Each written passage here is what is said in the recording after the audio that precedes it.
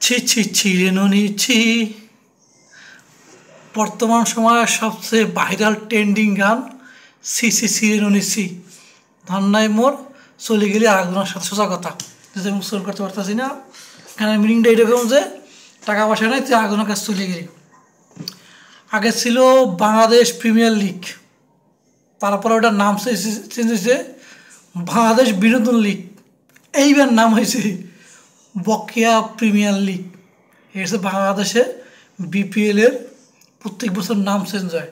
এর আগে পাপনের আমলে ছিল বিনোদন লিগ, আর ফারুকের আমলে হয়েছে বকেয়া লিগ।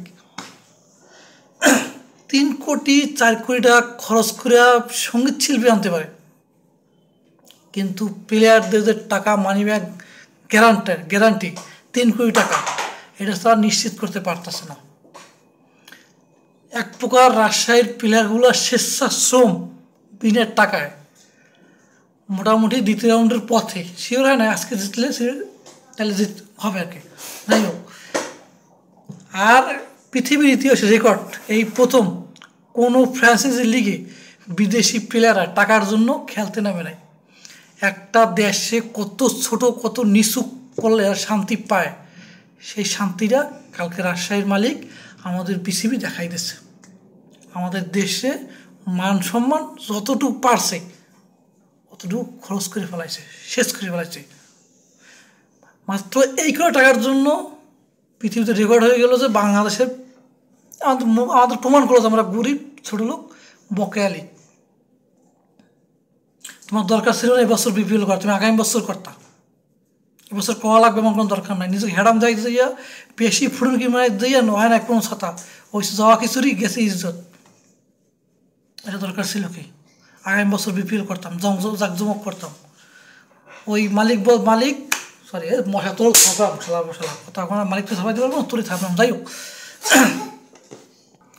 হোটেল ভাড়া দিতে পারতেছে না, বাস ভাড়া দিতে পারছে। কালকে শুনলাম ওই মালিক নাকি সিএনজি করে প্লেয়ার আনার প্ল্যান করতেছিল।